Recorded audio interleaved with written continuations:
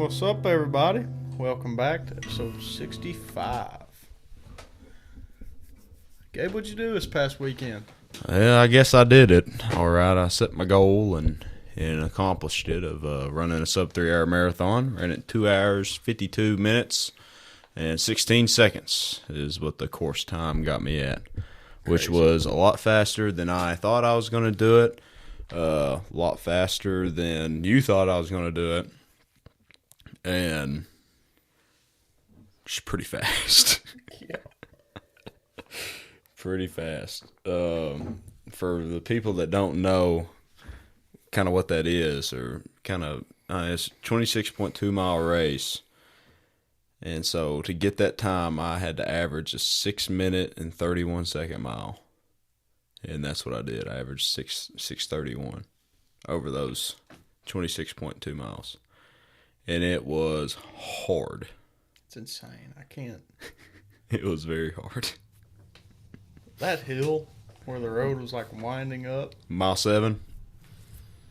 Don't know how you did that. Yeah. Yeah. Yeah, it was tough.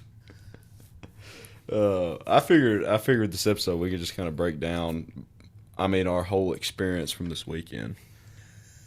From Jay Alexander's to post race. I might get in trouble. Especially if we include that trip to Walmart beforehand. Never mind. I'll tell you about Walmart later. Okay. I don't remember what happened at Walmart. Yeah, you weren't there. Okay. But, yeah, the Be Good to Your Brother crew, I guess that's what you can call us. The crew. Sure. Whatever. We went up to Cincinnati this past weekend for the Flying Pig Marathon. So in this marathon, there was, 13,000 people running at the same time? Too daggone many, I know that. Yeah, between the half marathoners and the full marathoners at the same time. And the relay. I forget about the relay. So there's a lot of people heading up to Cincinnati this past weekend. They had the 10K, 5K before. They made a big old deal about it. Big deal every year up in Cincinnati. And so we go up after day 1,000 of my 2 mile streak, 2 mile a day streak. We went up that afternoon after we ran there in the morning. With the Be Good to Your Brother Run Club. It was a bigger showing. We had, 13 counting the dog? Oh, it was 14 counting the dog. 14 counting the dog? 15 counting the boy. Yeah. So, counting the bugs, there was probably about 104, you know? No, but we had a big turnout Saturday morning to the Run Club. Appreciate everyone coming out to that, and we're hoping to keep doing that every week. And so we drove up to Cincinnati, and where did we go first? We went to the Expo first. And so the Expo's right downtown at their big convention center. There, I can't, whatever it's called. And we show up, and, it was pretty cool in there. How would you describe it in there? It's a big old room. Big old room? That was a big old room. Yeah. Bunch of people trying to sell you junk. Yeah, stuff that we don't need. They were trying to sell shoes that you probably needed. No. But we went around. We got our race bib. That's the first thing we got. Got the race bib. We got our T-shirt and that nice towel and stuff. And this poster. Let's show off this poster that we didn't hang up. Oh yeah, yeah. I looked for thumbtacks earlier and couldn't find them.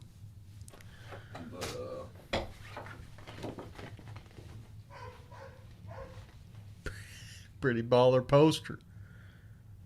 Yeah. This guy right here is me. That one's me. That one's you. I'm way too close to you, buddy. But no, it was a good time. Just checking out all that stuff and kind of scouting out the competition a little bit almost. Yeah. Because you know me. I like to see who I'm up against and whatever I'm doing. But this weekend, it is such a huge weekend for me, but it didn't feel like it, if that makes any sense. I guess I did a good job keeping my emotions down. Because, I mean, 1,000 days of running, like, in a row, like, that's crazy. Yeah. Even thinking about that now is crazy. I'm at 1,005 now, but even just thinking about that's crazy. But I knew that wasn't my goal for this. I mean, I had a bigger goal set. It was that sub 3. So, I mean, I'm walking around this convention, and it's a little chilly outside, and but I'm just trying not to get too high or too low, emotions-wise. And we're walking around the convention center. We're taking pictures, seeing the sights, and didn't spend too much time in there, I don't think. Probably too much time, to be honest. But we got in, got out. I didn't spend any money in there, so that's always good when you go into a place like that and don't spend any money. They gave us a banana bag. And a banana. The world's smallest banana. That was a very tiny banana. But we got in, got out.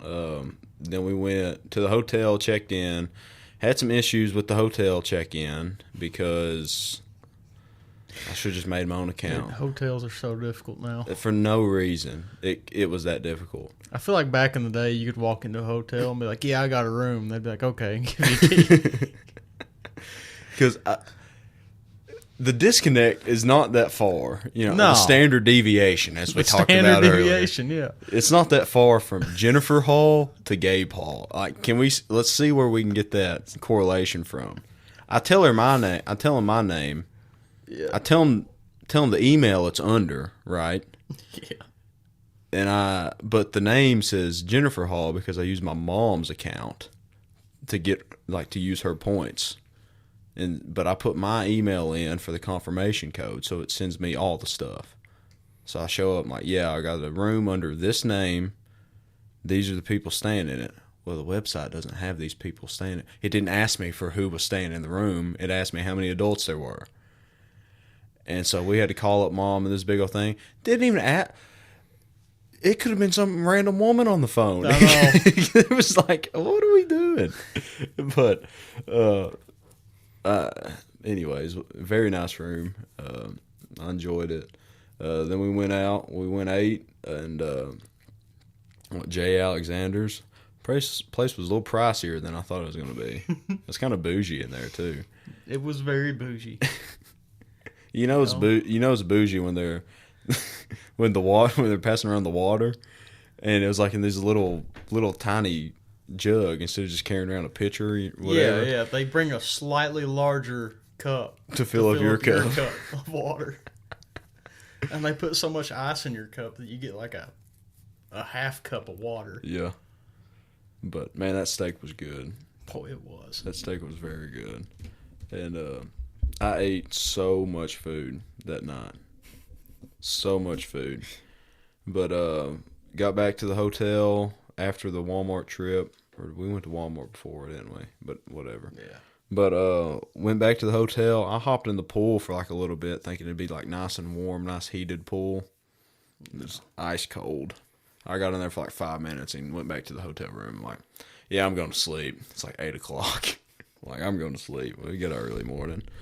But yeah, I went to bed about 8. Then common pre-race jitters. I woke up probably about 10:30 and just couldn't go back to sleep for a little bit, and that kind of sucked. But I finally did, and yeah, woke up in the morning for the big day. So I killed it. Yeah. You want to talk anything about your point of view from it so far? Where did you start? You started driving up. The convention center was cool. A bunch of stuff people trying to sell you. I left my shocks. I don't want to call them headphones. Aftershocks headphones. Aftershocks headphones. I left them here, so I didn't have those on the trip. And I thought about it for like this much of a second. And I was like, nah, I can't justify it. Yeah. So I ran the race with no music. No headphones. Don't know how. Don't know how.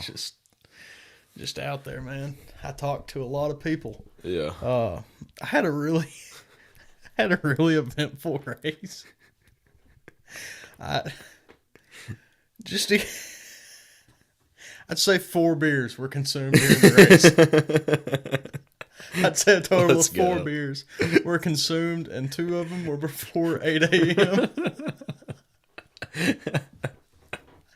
I fell, and it was probably the most dramatic fall of my life. I don't think I ever was grounded that dramatically in football. Like, out of all the times I've been hit, blindsided, that one time at Madison Southern might be worse, but I don't remember that. I don't really, what else happened? Gosh. Well, we had a very different, I will say this. I was fully expecting the trouble at the hotel. That's why I asked you how you booked it right before. Because my old job, everything was booked under Chris Simon. Oh, yeah. And I was an authorized whatever. He had me staying on the room. And for most of the time I worked there, I was not 21 yet. Yeah. So most hotels, you have to be 21 to check into. Mm-hmm. And like almost every time I traveled for work with my old job, it'd take like 30 minutes to get checked in. The counter. Yeah. Then I started to figure out the right language to use. Mm-hmm. And that if you just lie about who you are, it's way easier to get in.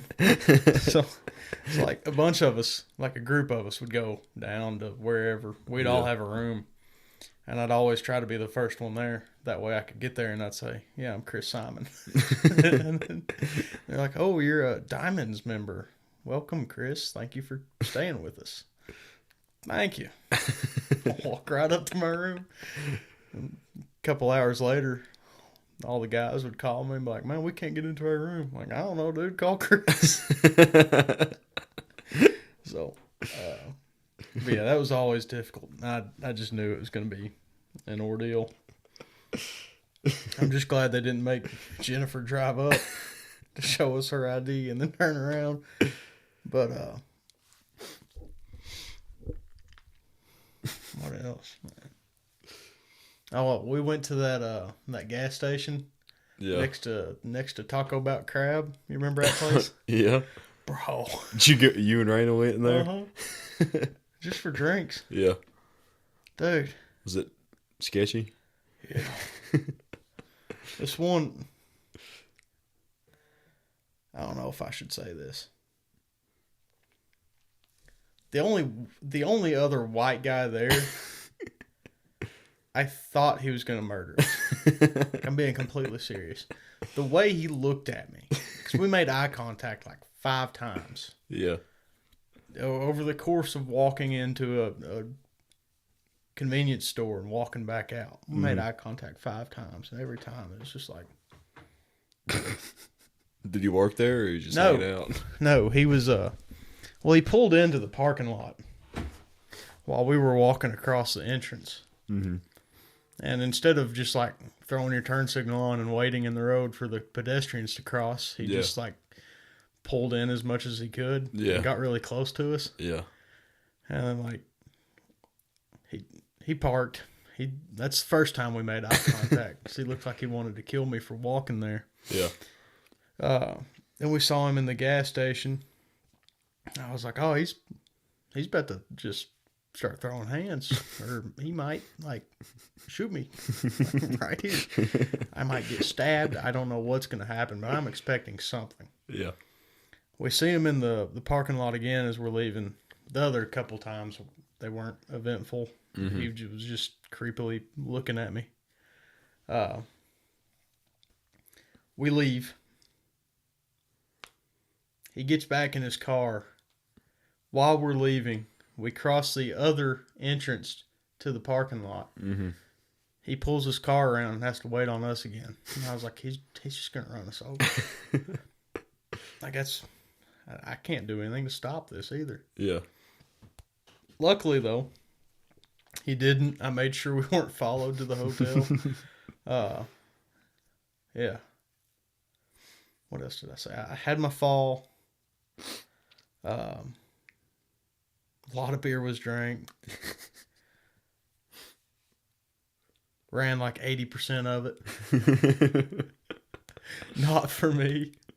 Never again. I could have finished. But I didn't want to leave Raina. And I was ready to be done. And I was like, you know what? This is just a win-win. I'm riding in the medical van with you. We're getting out of here. Is she fine after all that, though? Uh-huh. Oh, good. I think that was a smart decision. She thought about having him check her blood pressure. Yeah. And she was like, I realized I'd been running for 5.5 hours and there was no point because your blood pressure's going to be crazy. Yeah. Like, that's not really going to tell you anything. Yeah. But, yeah. I think that was a smart decision. Medical leave got me out of it. For that. Yeah. Probably. Whenever she texted me and said something, she was trying to catch up to me. Mm-hmm. And she was like a mile behind me, maybe, I think. Yeah. And she said, I think I have to stop or something. Mm-hmm. So I texted back, and I was like, oh, I hadn't really thought about what we do if you have to stop. Yeah. And then we walk up a little, or I end up walking back toward her. Mm-hmm. And because I knew if I didn't like actually talk to her, she'd just keep saying she was fine and keep going. Yeah. And as soon as I get to her, she was like, I think I'm at the point that I said I would stop. Yeah. Like I'm at that point. Yeah. And I was like, well, it's probably smart to stop. Yeah. We walk up to this medical tent, and I was waiting on her to talk to the medical people. You know, she's the pregnant one that feels awful. Yeah. And diabetic. And she just doesn't say anything, and she looks at me. And I was like, she's 13 weeks pregnant. She feels terrible. She feels like she might need to stop, maybe get looked at. Yeah. And they were like, okay. And I was like, and she's type 1 diabetic. So they radio in, they come out to us with the side-by-side. Yeah. And there was another old dude just sitting there. He Yeah. just tapped out. He wanted to be done. And I was like, my dog. And so they get on the radio. They say they have 3 runners that need to be dropped off at the medical tent at the finish line. 2 guys in a side-by-side with 2 seats. Uh-huh. And a stretcher in the back pulls up. One guy gets out, the passenger gets out, and he's like, where's the 3 runners? We're all just sitting there. And I'm running the numbers here. There's 2 seats, a stretcher, and like a toolbox in the back. The back's full. One person go on the stretcher, and they might fall out. And then if 2 other people go, they're sitting on the hood, or they're sitting in somebody's lap. Yeah. And we were all like nobody said anything. And then finally the girl at the booth was like, can anybody even ride back with you? And the guy driving was like, no, not really.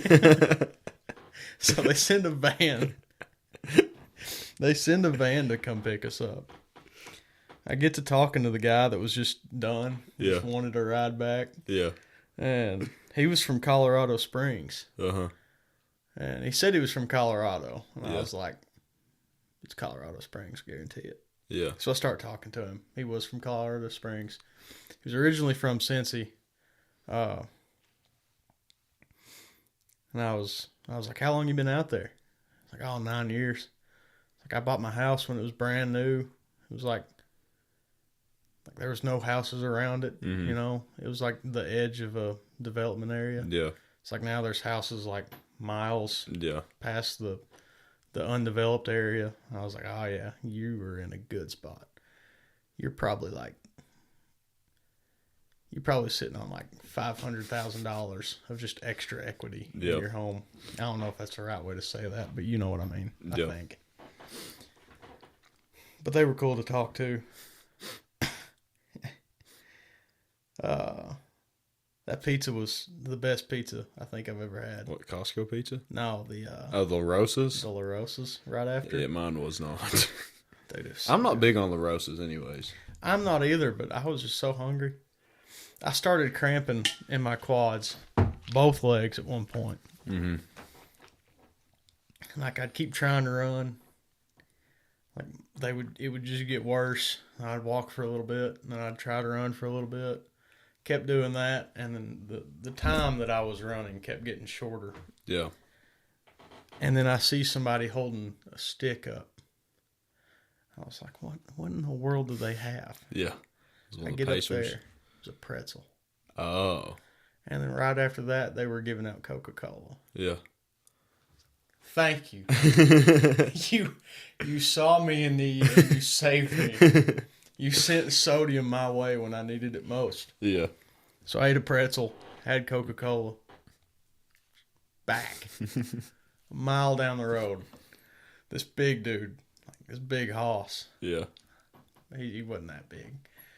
He actually looked a lot like Flick. Okay. Except he had a beard. Yeah. He's sitting there and he's got a table of Miller Lights. Mm. Just like a little fold-up table. And I'm running up to him and I see what it is and I just start screaming. Yeah, yeah. As I'm running up to his table and I grab 2 cups of beer and just rock it back. He jumps up and daps me up like a dap and a hug. Yeah. And then I just kept trucking. It was so great. And then at the very start of the race, it was 0.37 miles in. Mm-hmm. There was, there's like everybody's right there. Yeah. A ton of people around you. There's a ton of people That's around even you on the before we course. got to the bridge, right? Yeah, it was right before the bridge. Uh-huh. There's presumably a homeless dude on a bike. Yeah. That had a shopping cart in tow. Yeah. Full of stuff. His stuff, I hope. Hopefully he didn't repost somebody else's cart. But he had a can of beer that he was just holding out toward the race. And it looked sealed. So I was like, yeah, why not? Dude. It's not even 6:45 in the morning. You took a beer from a homeless guy. I took a beer. I don't even know what it was. Like, I seriously have no clue what it was. It was some like little brand. There was awesome. A bridge on it. I don't know awesome. What it was. And I was like, I don't want to stop running to drink this beer. So naturally, I take my thumb and I just jam a hole in the side of it. And I turn it up. I shotgun the beer. And most of it just went all over me. I hadn't heard this yet. I'd say probably a quarter of it just covered me. That's funny. I threw the beer into the ground.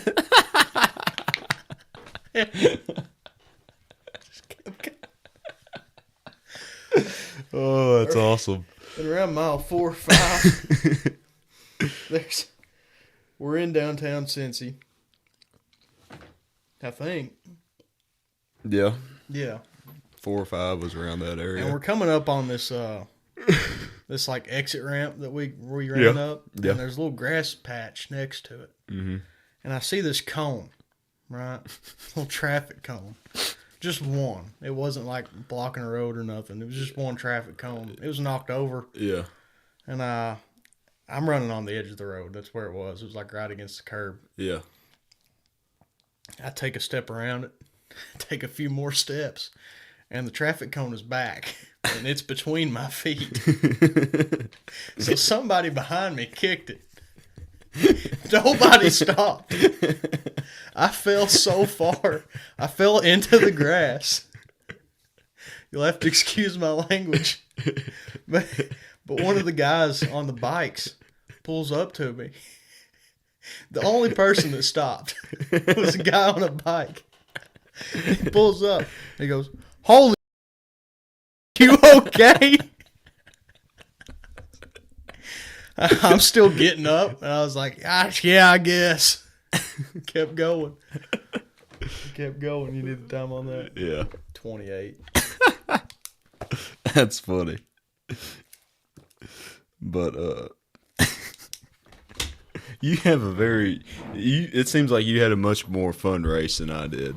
Oh, it was a blast. It was a blast. There's nothing I would have rather done on Sunday. Nah, it might not be true. Hey, same time next week? No. No shot. It was a good time, though. Let me, you got anything else that happened in the race? Fun to talk about? I think that was the big event. Shotgunning a beer from a homeless man. That's awesome. Dude. At least top 5 experience of my entire life. It was not a good beer either. It was so gross. Oh, it's so funny though. Well, my race day experience was a little different. A little different than yours. 2 different levels here. Like I told Mr. Nick Combs today, I said, there's levels to these things, right? There's levels to literally any sport, profession, Hobby. There's levels. Yeah. There's the bottom, then there's average, then there's good, then there's elite, then there's the pros, right? So I think I'm borderline good and elite almost, I would say. But in this anyways. But so I wake up at like 5? No. We left at 5, didn't we? Left at 5:15. Left at 5:15. So I woke up at like 4:30, I think. Took a shower.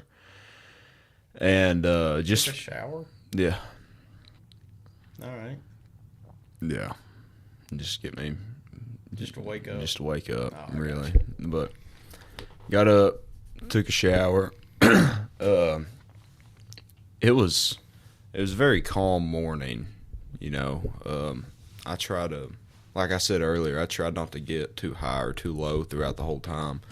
And I knew just like going to bed, like tomorrow is going to be like, it's the day.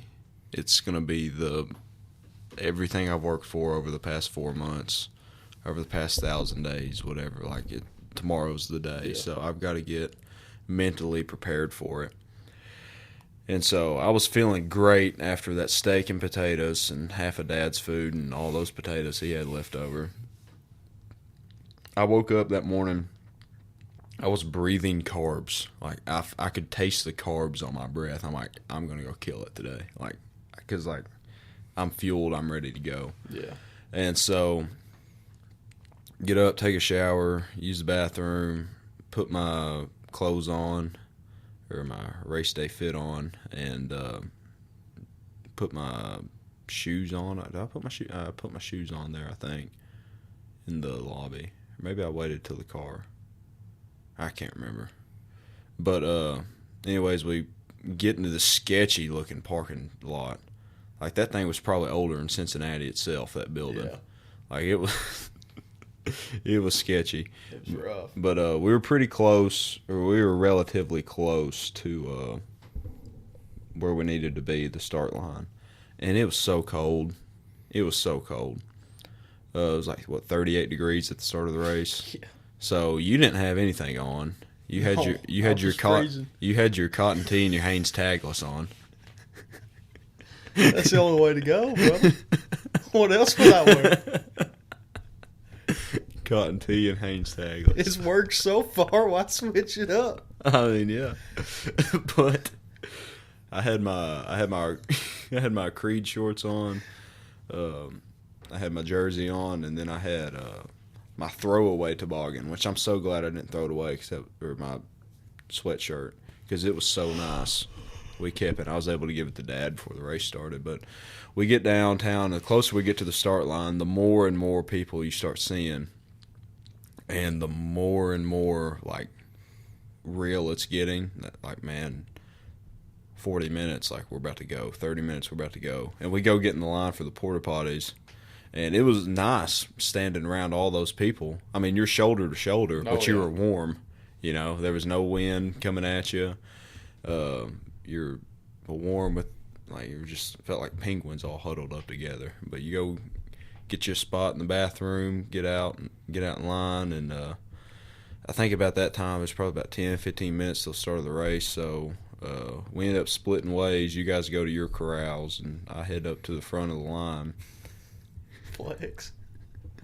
And so I'm sitting there talking to Dad for a little bit, and you know, just that whole morning, I'm just kind of zoned in. I'm praying. I'm like, this is going to be the hardest thing I ever do. Just keep me safe through it. Let me show a good effort through it. All this and that, and, you know, just constantly praying throughout the whole morning. And so I get to the start line, kind of find my spot next to the fence, just kind of trying to stretch, loosen up a little bit, get my leg swings in, do a couple like squat holds, you know, just like how you do, and trying to get stretched out the best I can. Take my hoodie off and I give it to Dad. That was right at the start, right when we started, but it was crazy because I've said it on here before, and I've said it before. It's like, this is my Super Bowl. Like, this is the thing that I've worked so hard for. This is my championship game. This is it. And so I said I didn't want my emotions to get too high or too low, and I'm just locked in, and I felt like I don't know, but it was weird. It was just a kind of a weird feeling of being that zoned in, because I'm not like that all the time. Like, it takes a lot to get me into that zone. And can you notice that when I'm like that? Yeah. Okay. I've wondered that. Yeah. But I was zoned in. And so I get to the start line, and they got these people singing the national anthem. Could you hear it? No. Where you were? But there was these people singing the national anthem. And, like, I felt like Nick Sirianni in the Super Bowl. I wish I could have. Yeah. Like, these guys were singing the national anthem. I started crying. Like, because it's like, you work so hard to get to this moment. This is your championship game. They play the national anthem. And I just started crying right there. And so I sucked it up a little bit. Took my hoodie off, gave it to Dad, gave him a hug. Then I went and got kind of in the middle of the pack of that front corral, and squatted down and just prayed for a little bit.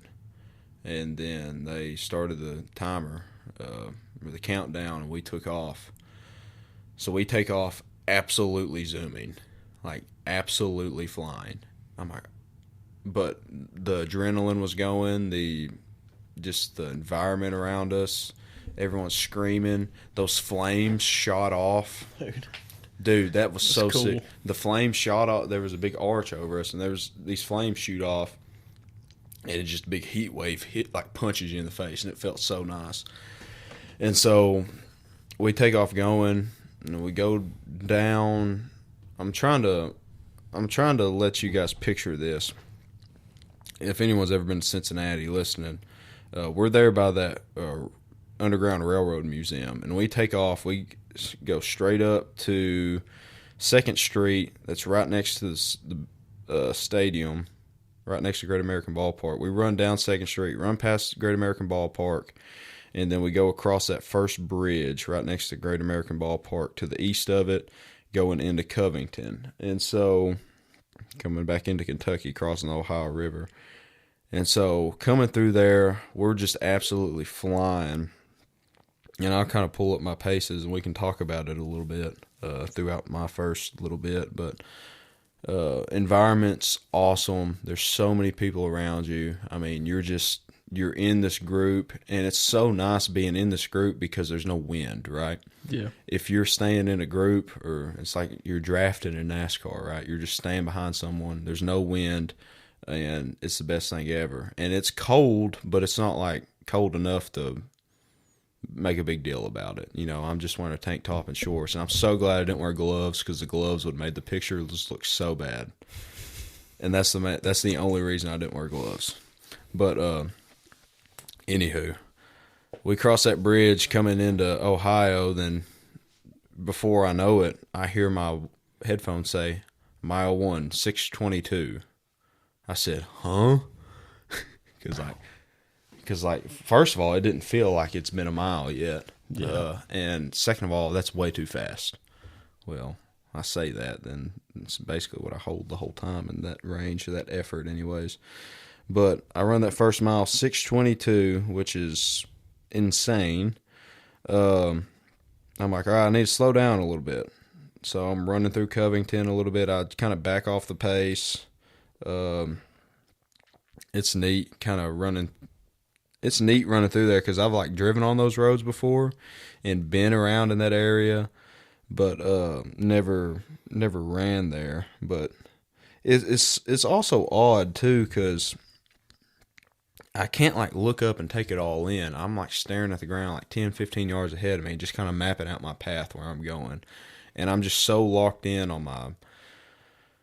on just running that I didn't think about anything else or think about taking anything else in. But I come in second mile, I ran it a little slower, 6:32, purposely slower. Third mile, 6:29. Fourth mile, 6:33, right? And so I come through that first 5K zooming and not even like trying, it feels like, at that point in the race.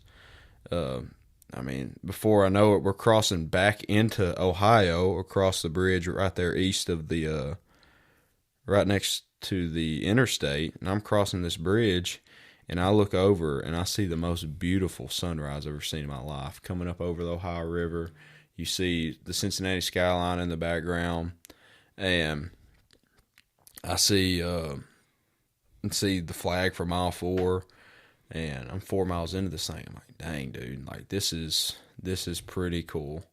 But that hill coming up that bridge back into Kentucky or back into Ohio, that was the first, like, okay, this might be a little challenging.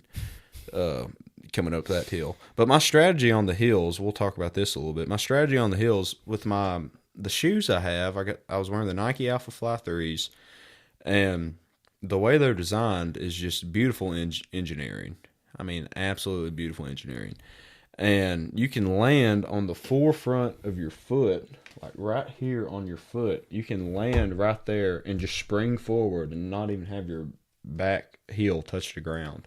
And so when you're going up hills, that makes it wonderful. Because when you're running up hills, you're kind of up on your toes anyways. And there's a carbon fiber plate in these shoes, and they just spring you forward. You can just land and go. Not even, like, it doesn't feel like it feels like you're running up a hill. But you can run up a hill and not give a lot of energy and keep the same speed. And so that was the big thing. It's like I didn't slow down on the hills, I don't think. My heart rate got a little higher, but I didn't slow down on the hills. And so I'm coming up the hills, and we're coming back. We take that exit ramp, right, that you mentioned earlier that you tripped and fell on.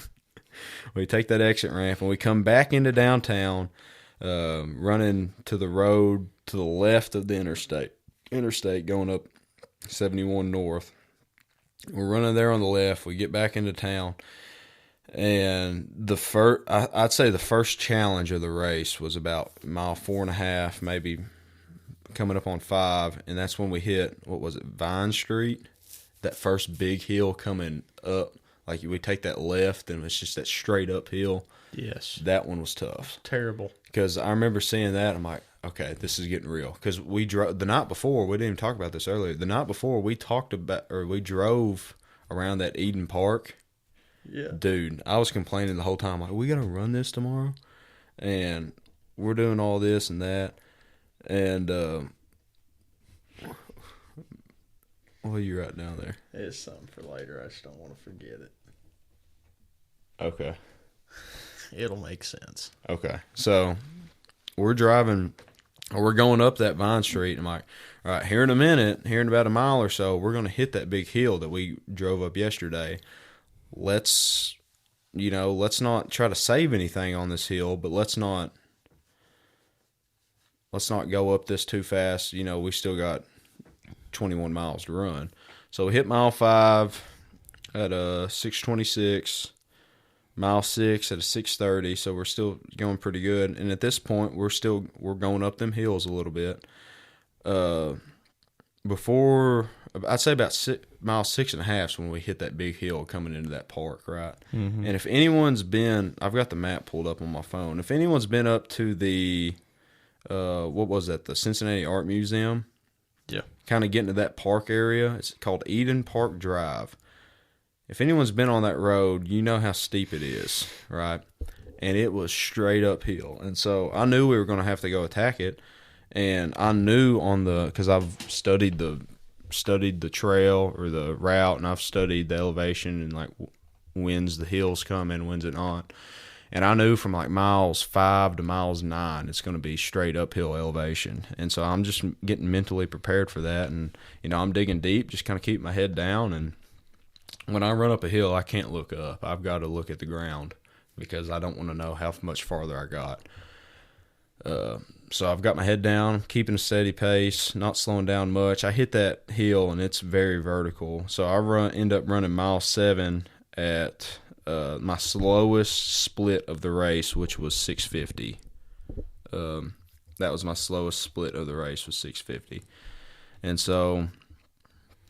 at that point, my average heart rate was 172 at that point. My average heart rate for the whole race was 158. So, I'm giving pretty good effort getting up that hill, right? Yeah. Mile 8 was back to 635. My average heart rate was 175 because, we're still going up hills, right? And we went through that one little loop where they were all taking pictures the night before, where I stopped at that porta potty and stuff. We went through that little loop, and I about blew out my knee. Like it actually scared me because you saw how bad that pavement was. Yeah, a lot of people were complaining about that area. Yeah, that pavement was rough. So I was like looking out over the river because it was a beautiful view instead of looking at the ground. And as soon as I look out over the river, I step in a hole where I clip the end of a hole. Like this is where the hole ends. My back hits it, or my back end of my left foot hits it, and I almost hyperextend my knee. Oh, that would have been detrimental. That would have been awful. But I didn't. Mile 8 was 635. Mile 9, coming up on mile 9, I was pumped because I knew that the elevation, like that, the hardest part of the race, elevation-wise, was over. It's all downhill from here. And so what was about miles 9.5 is where the split was, the half marathon. And so we're coming up on that, and I'm running with like this same group of people for the most part.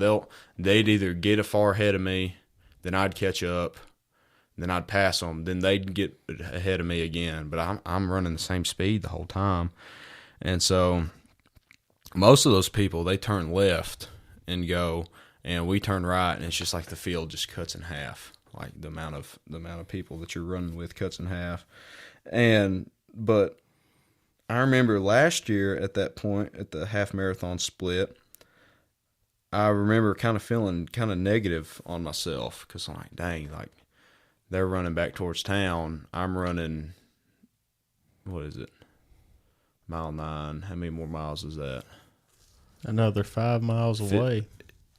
I'm not talking to the turnaround. I'm talking about left in the race. You got like 15 miles left in the race. 17 miles left.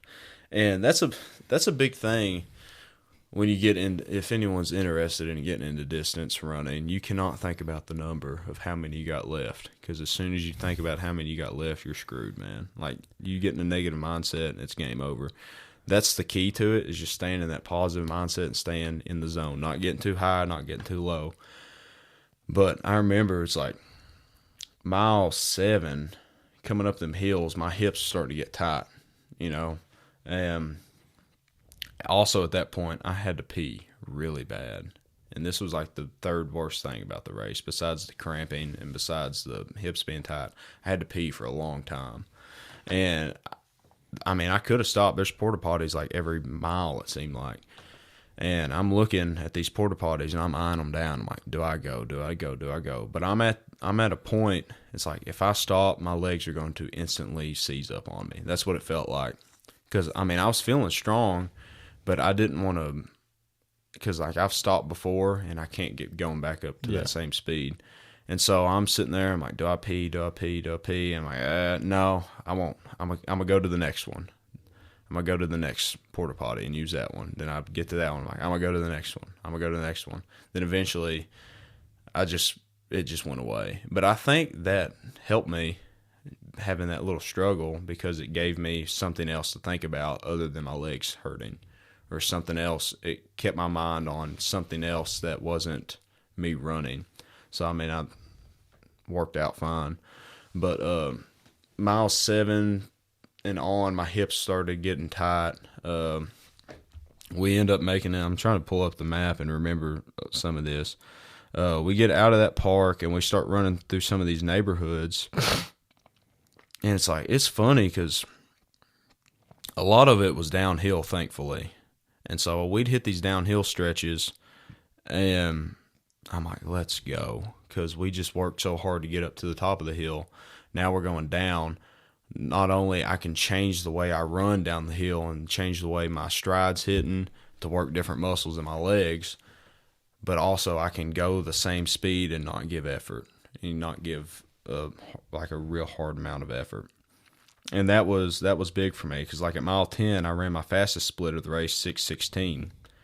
You know, mile 11, 6:21. Mile 12 must have flattened out a little bit. Yeah, it says the elevation was plus 40 on mile 12, 6:34. Mile 13, negative 104 elevation, and it was 6:20. So I'm just flying through here. 14, 15, both 6:27s. 16, 17, 6:28 or 6:26, 6:28. So those are 4 miles in a row. I run the same exact speed. Like the same, and you can tell like on the elevation, there's like not any elevation differences. And so I'm doing a like great job holding this speed, holding a consistent heart rate. And it's not that I'm trying to hold this constant speed or trying to hold like that heart rate. I'm not thinking about it. I'm just going because I felt like I could tell in my mind, this is the effort that I need to be giving at this moment to not only reach my goal, but this is the best effort that I can be giving without sprinting and dying, like crashing out by mile 20 or whatever. And so 18, another 6:30, 19, 6:34, mile 20, 6:38. So I haven't had my goal going into this race was to run a 6:40 pace. I've had 1 mile at mile 20. Or shoot, going into mile 23, I haven't even had a mile that was 6:40 yet. I'm at mile 23 and I haven't ran a 6:40 mile yet. 24, 25, and 26 were 6:40, 6:43, 6:41. So I slowed down a little bit towards the end just because I was cramping. So that, it takes 10 seconds off my mile, a little bit.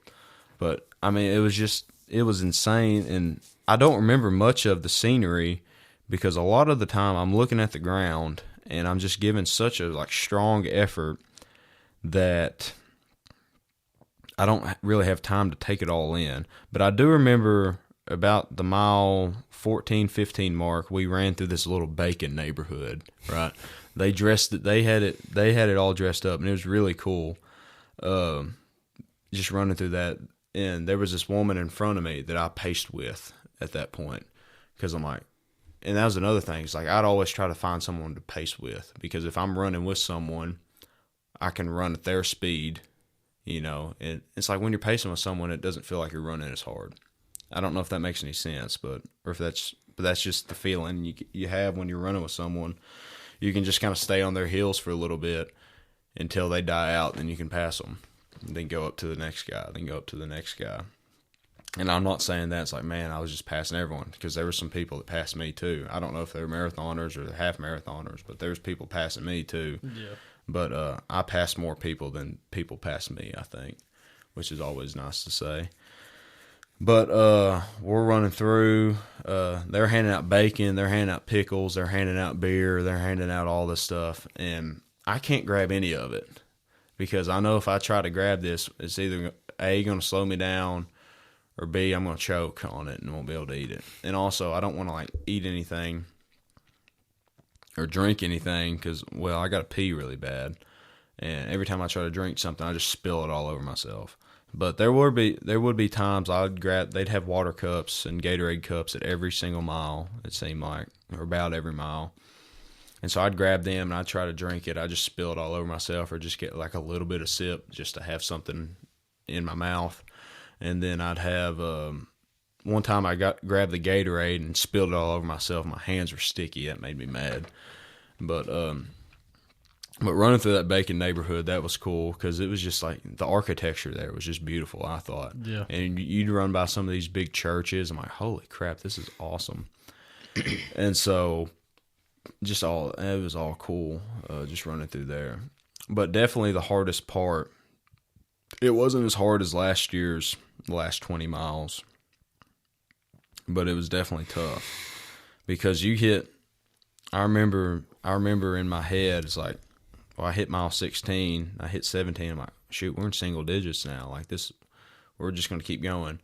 And then I remember I hit mile 17.7 or whatever. Like they had the timing strips on the ground. And I hit that point. Then I get a notification on my phone just like a little bit later. I think it said Raina Kirby at mile 7. I'm like, she's just at mile 7. Then it said Jake Kirby at mile whatever. I'm like, you're just there. And so I got to thinking that. I'm like, man, that's a long. They still got a long ways to go, and so it was neat. Just kind of that perspective was interesting. But did you make it to that bridge? I think it was like at mile 17 or 18. We were running on this highway, and there's cars flying by, right? And we come across this bridge. And the way the road was paved, there was lines. I do remember this because I hated it. There was lines in the road just like chiseled. Yeah. Like in the concrete of the road, And I hated that because it just messed with my eyes. Because it was just like, it looked like an optical illusion just running on it.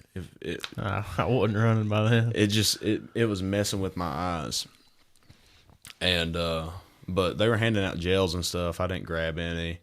There was bunch of people. There was a lot of cheerleaders. They were out like doing dances and stuff, like middle school aged cheerleaders out like doing cheers. Let's go runners, let's go. I'm like, oh, this is kind of cringy, but I enjoyed it. I enjoyed all the people screaming at me, but I had my music dialed in, and I had my headphones in like the adaptive mode, so I could still hear a little bit, but a lot of the noise was canceled out. But just that big turnaround spot, because that road here is like you run down that road forever, then you see all the people running past you the other way. I'm like, okay, that shouldn't be that far of a road. Then that road just kept going and going and going. I'm like, oh gosh. But I'd say the time I got the most down on myself was at miles like 22 and a half, because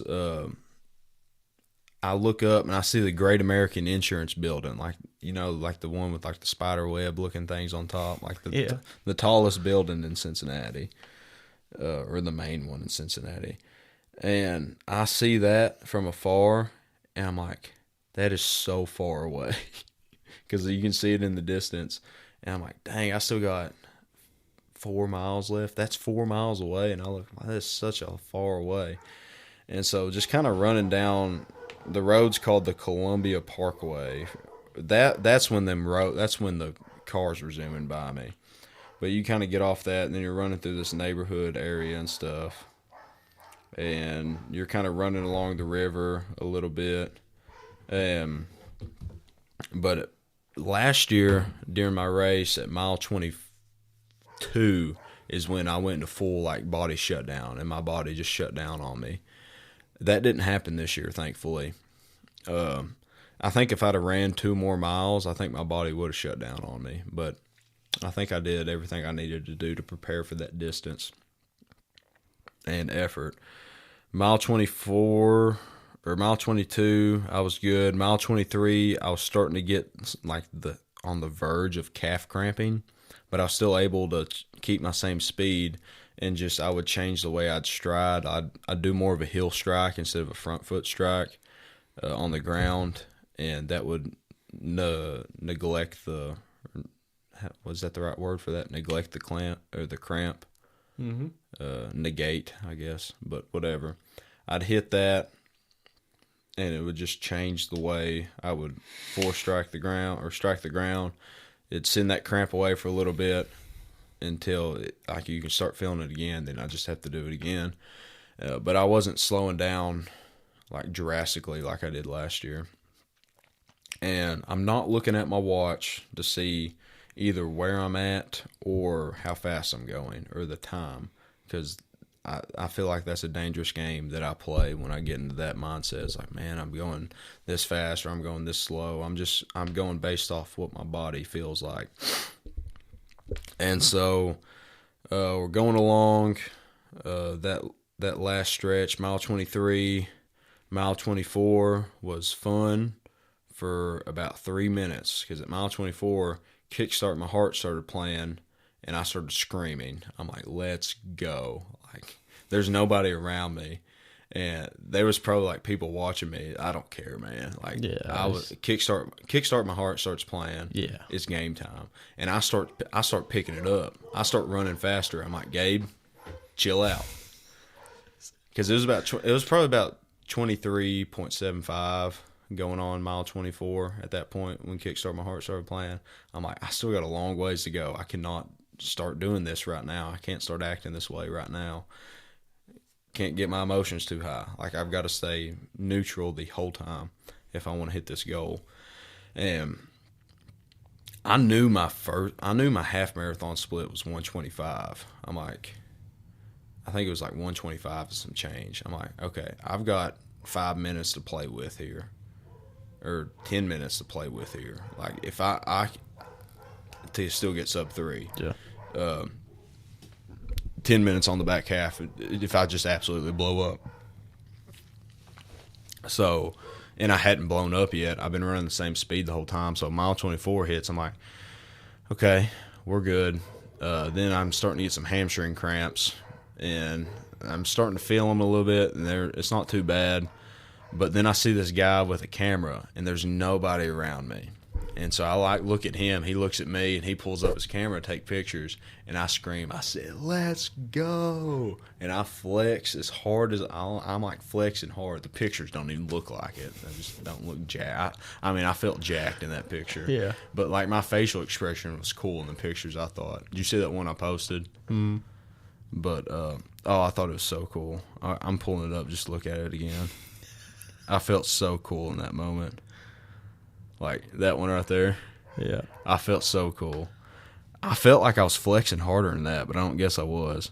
But very shortly after that, I just, like, after I do that full flex, both hamstring cramps. And what's funny is because in that picture, you can see me, or in those pictures, there's probably like 10 or 15. He just click, click, click, click, click. And you can see in my face how I'm mellow, excited, then just straight pain. And it's so funny to look back on. And I'm like, oh, gosh. And so I'm running along, and I'm trying to, like, rub the cramps out, and they last for like 3 seconds. Nothing bad. Nothing like the Mackenzie cramps or nothing like even last year's. But you're starting to get kind of like you're going towards the pain cave, but you're not fully entered it yet. I never fully entered the pain cave, but I'm on the verge of, like, I can see it from afar, you know.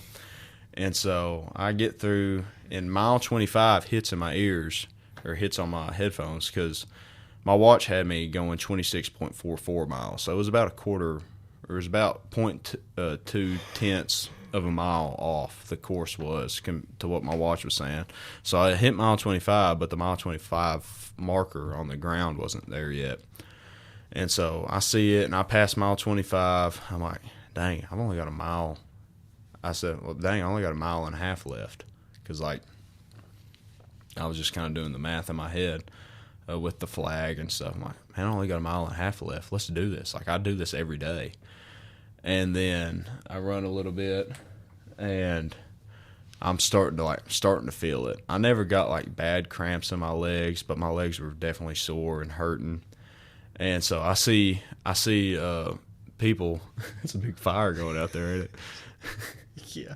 But I see people walking on the sidewalk towards me, like away from the finish line and stuff. And there's this girl she's got her half marathon medal on. I look at her, I said, "Please tell me I'm close." And she said, "You're almost there." And so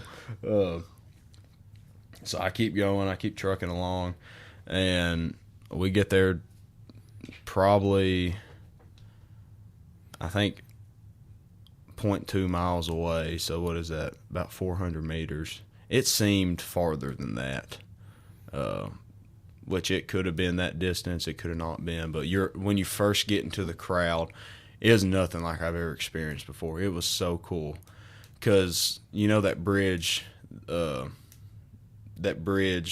blue bridge that overlaps. There's a bunch of people standing on that overlooking.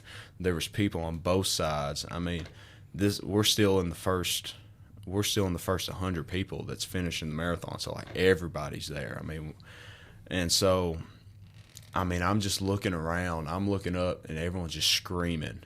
And I know they're not screaming at me or like cheering for me. They don't even know who I am. But it just felt like such a moment that everyone was there for you. Like It made you feel like you were the center of attention. And I've never felt anything like that in my life. Like it was your story. You're the one running it, and it felt like a video game.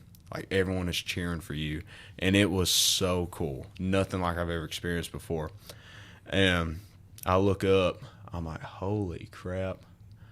And so at that point, I point up to the sky, and I'm just thanking God throughout this whole time. Like I did it. Like I haven't even looked at my time yet. I don't even. Well, I saw when I crossed mile 25, I was at 2:45, like 2 hours and 45 minutes. I'm like, holy crap! I'm like, holy crap! And so I'm not even thinking about Boston at this point. I'm thinking about my sub-3 goal. I'm thinking like, all right, I can completely blow up here and still get sub-3 and still be fine. Yeah. And so I'm just kind of like looking around and taking it all in. I'm like talking to God. I'm like, thank you. I'm just pointing up to the sky, and there's a pretty cool picture of that somebody got of me. And I'm running through, and I see the finish line, and I think that's the finish line where that bridge is, because I couldn't see the finish line. I thought that was it, and I'm like, holy crap! I still got like 50 yards to go. There's another 50 yards past that probably. And so I stumble into the finish line, and there's pictures of me just like in pain, like crossing the finish line. And I remember I crossed the finish line, and my legs just like shut down as soon as I stopped, because I knew as soon as I stopped, I wouldn't be able to start going again. That's why I didn't pee the whole time.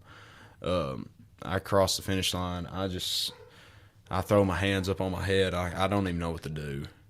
And this wonderful woman walks up to me, like this wonderful woman walks up to me, and I'm sitting there like I'm on the edge of crying. I'm just like in pain, and my hamstrings are cramping so bad. And she walks up to me. She said, "Do you need a medic? Are you all right?" I'm like, "I'm just cramping. I just need to stretch for a second." She said, "All right, let me go get you some water." And she comes back with 2 big old water bottles. I could have gave her a hug, bro. I should have gave her a hug. But man, then I realized what time I actually ran it in. When I stopped my watch and I looked down, I'm like, holy crap! I just qualified for the Boston Marathon. Like that was insane to me, because I knew I was flirting with that idea of qualifying, but I didn't think I was actually going to do it. I really didn't. I knew I was going to run sub-3, but I didn't think I was going to run 2:55. Because I thought on that back half I was just going to die like I did last year, but I didn't. And so, I ran the same speed the whole time. I averaged 9.2 miles an hour the whole time. My max speed was 13 miles an hour. I guess my lowest speed was 0. I don't know, but my average speed was 9 miles an hour. And so there were sections of the race I'd run slower, but there were sections of the race I was probably running like 10, 11. Just like absolutely zooming. So that was nuts. Averaging 9.2 miles an hour because that was the goal. 9 to 10 miles an hour was going to be my average pace. And but I crossed that finish line, and it was like, I'm like, holy crap! I just qualified for Boston, and I'm like looking around. There's just so many people because, like, if you're normal everyday Joe Blow, if they're going to go run a half marathon, it's going to take them around 3 hours, right? So normal everyday Joe Blow that's going to run in this half marathon, they're all finishing the exact same time I'm finishing the full. And the finish line, it's kind of separated. The marathon finish line was on the left, the half was on the right.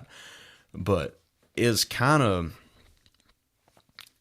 it was just, for every marathon person that was finishing, there was like 50 to 60 half marathoners finishing at the same time.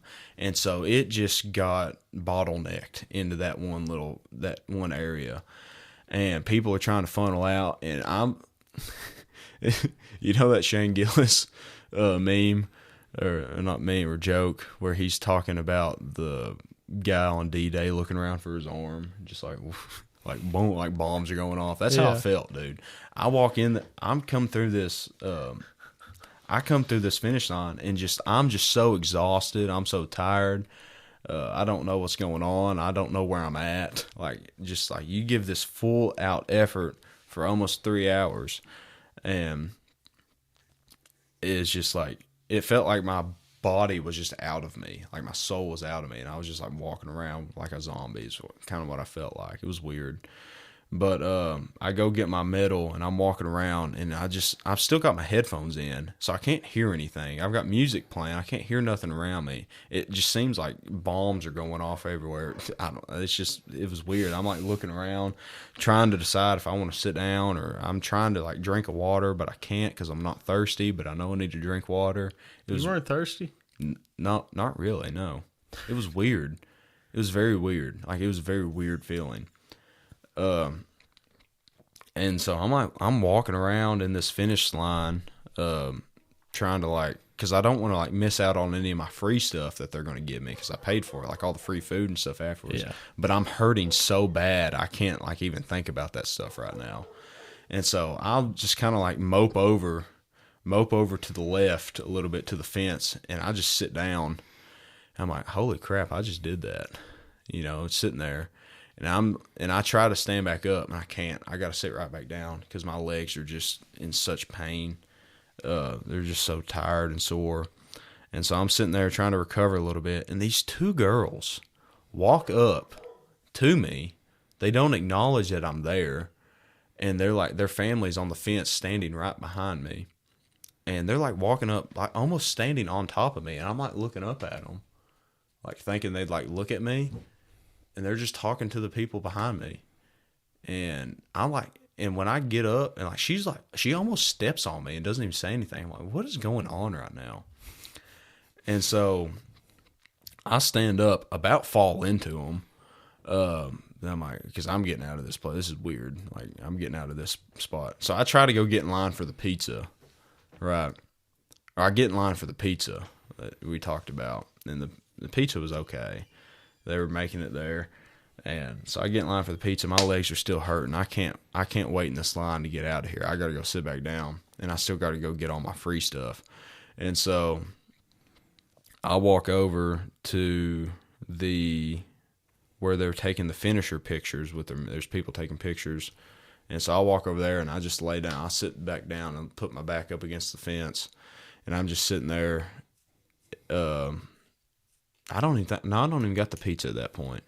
I'm sitting right there, and this guy, he's like trying to take the trash out, like, because there was a trash can right there kind of next to me. He was trying to get it and replace the bag, so he gets it. He's trying to get behind, like open up the fence behind me to walk around it.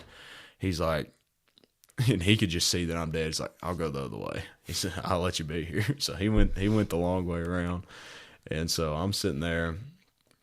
Then I go back, get in line to go get all the free stuff, like the granola bars and all the fruit and stuff. Yeah. And so I'm walking straight backwards in the half marathon section part of the finish line. I'm walking backwards against the sea from everyone else walking this way. I'm like, thank you.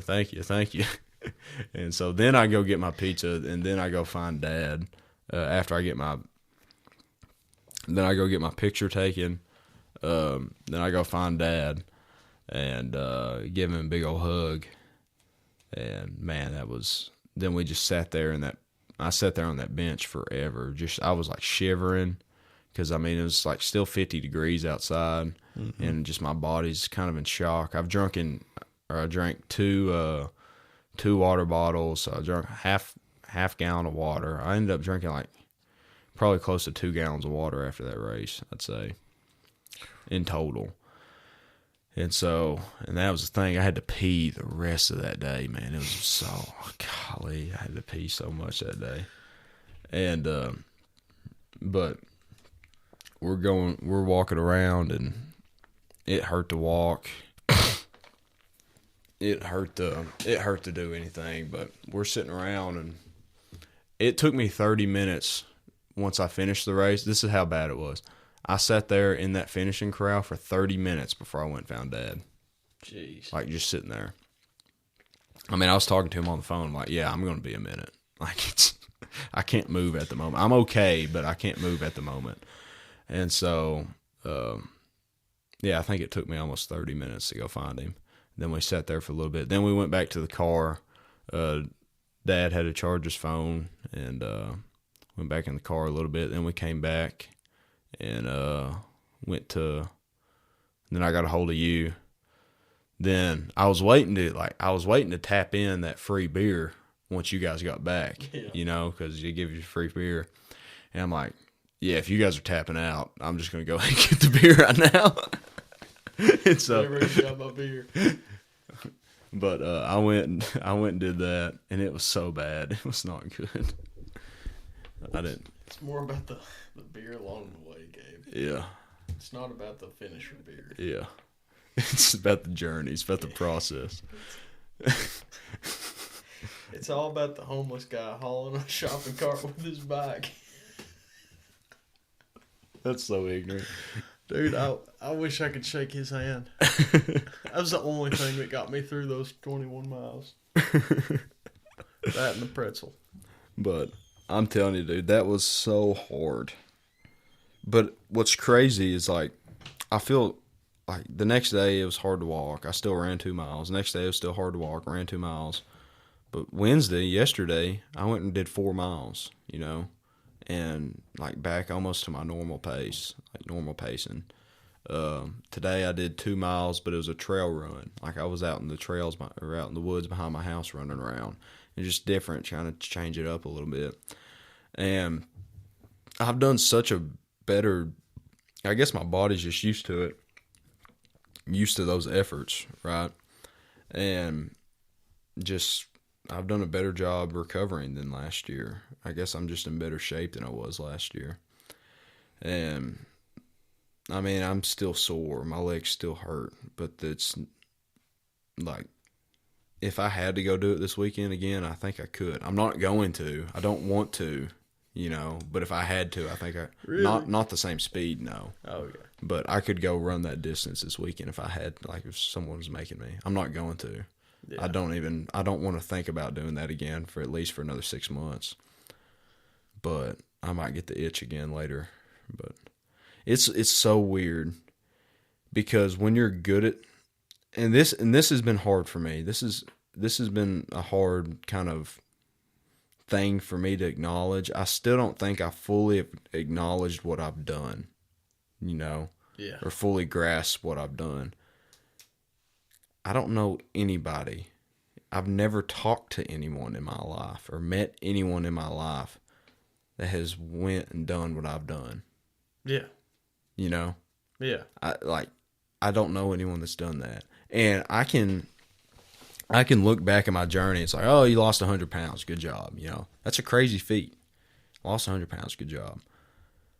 Oh, you've ran a marathon last year. Dang, good job, man. 3 hours and 5 minutes. That's like really, really good. Oh, you ran for 1,000 days. That's crazy. Holy crap, you just qualified for the Boston Marathon with the fastest qualifying time that they've ever had. Like, it used to be like 3:15, then it used to be 3 hours. Now it's 2 hours and 55 minutes. This is the fastest qualifying time they've ever had, and you just went and did that. Second try. You know? That's pretty nuts. Like, and I'm just like thinking back at it, and I don't know. I don't think I fully grasp like how special it is, you know? And I don't want to be taking it for granted because I know how much work I've put into it. But for me, it just feels like something that I do every day. And so, and I don't want to make like a huge deal out of it, but it also feels like I'm not making a big enough deal about it. It's like I made an Instagram post, you know? Like, I get comments from... What more do you do if you put it on Instagram, bro? I know it, man. But, like, it's just such an odd feeling of such an accomplishment, but then there's nothing has come from it yet. Does that make sense? Yeah. There's been no extra stuff come from this great accomplishment because this is like something that I've done just on my own, you know. Like if you like we go win a playoff game or something in football, Mr. Sailor, he'll take us to the steakhouse, you know, and we'll go eat that steakhouse and have that funny picture in the bathroom afterwards. You remember that? No. I'll show it to you later. But I'll show it to you later. I haven't taken one note pertaining to this podcast. Okay. But it's like you go win the region championship at the high school game. Whole town shows up, you know, because I guess it's just something that that's crazy because there's something that outside, but like this is something insane. Like no one from around here has ever done this. Yeah. You know, and I'm not saying like, oh, we should all bring out the woodworks for Gabe because that's selfish. But you want me to parade you around? No, I don't want that. But no. I don't want that. But like, it just feels like there should. I'm not going to say that. 'Cause that's self. I sound selfish in saying this, but it's also it's been a hard pill for me to swallow to realize that I'm at the borderline elite level of something. And it's hard for me to not. You need to be humble about it, you know. And bold. Humble and bold. You need to be humble about it, but then again, it's like it's such a weird feeling. Being good at something is such a weird feeling because I don't think I've ever been. Or being excellent at something. I feel like I'm excellent at distance running. Like I feel like I'm pretty dang good at it. And I've never felt that way about anything in my life. So I guess it's just a new weird feeling. Like I've never been like really excellent at anything. I think I've said it on here. I've been average at a lot of things. Yeah. But never really excellent at anything. And now I'm excellent at this, and I don't know how to feel. I can see why that's kind of difficult. And I don't know how to express the way I feel about it. And it's weird. And like I've said on the show before, it's like, when you reach the mountaintop, then you're just going right back down to the bottom. It's like I've accomplished my goal of this, and I don't know what's next. You know, and I've learned from last year in this process of this way of thinking. It's like, man, I should be satisfied with what I've done. I mean, it goes back to our conversation last week. It's like I should be content with what I've done. But now it feels like I don't have a purpose. Does that make any sense? Yeah. Because now I'm not working towards anything. It's like this was my last week of school. This was my last Saturday or last Sunday morning was the coolest thing I've ever done. The most impactful, well, not the most impactful thing, but like one of the most impressive things that I've ever done. I'd say it's the most impressive thing I've ever done. Yeah. For sure. Go run a 2:52:16 marathon. Most impressive thing I've ever done. And so after you do something like that, how do you feel? I don't know how to feel after that, if that makes any sense. And so that's kind of something I've kind of been struggling with. Is it's like, man, I want to feel proud of myself in this, and I am proud of myself and the work that I've put in, but I always feel like I could be doing more. And I'm in such a weird spot of I don't know what's next for me in my life. Like there's nothing guaranteed next to my life. Like I've had 2 job interviews this week. I've had just like kind of planning for what this summer is going to hold, and I have no clue what's going to happen next week, of what my future looks like. And it's terrifying because like this marathon running stuff, it's like an escape for whatever feelings you have or whatever. And it's always good for me or for anyone to go do something that they can enjoy, kinda, and something that they're good at, and go do something that they're really good at. Like I know a lot of people, they go golf and they're really good at golf, and they go do that because it's fun for them. They're good at it, and it takes their mind off things. For me, that's running. I can go run. I can take my mind off things for 30 minutes and be really good at something, And so, but now that's over. For now, I don't have no other races, and I'm in a recovery section or period, and I don't want to lose all the process that I've gained, and all the progress that I've had, but I also want to give myself time to recover, and I'm in such a weird spot right now, and I don't know how to feel about it, and I don't know what to do. I'm in a weird place. Huh? Soak it up. Soak it up? Soak it up. You don't really, like, you're not in a position where you need to be employed. Yeah. Like, there's no kid that's going to starve if you don't have a paycheck next week. That's There's true. no bill you're going to miss if you don't have a paycheck next week. That's true. So stop worrying about getting a freaking job. Stop worrying about not being able to run 20 miles in an evening. Stop worrying about not running 70 miles a week. Yeah. Just soak it up for a minute. Yeah. Just soak it up. Punch your 2 miles, punch that clock. Yeah. Do the bare minimum for a little bit, then go get back after it. Yeah. You can sign up for a marathon whenever. Yeah. They have them all the time. Well, I don't want to sign up for a marathon anytime soon, but I also... You can qualify for the Boston, not sign up for it? Anytime soon's like a month. Like, that's next year. Anytime soon's a month. Anytime soon's at least 4 months, I would say. Okay. 4 months. I don't plan on racing anytime. Probably the next race I'll do is July 4th. Bluegrass 10K. We're thinking about doing that. I'm never running again. It sucks. I've never run the marathon.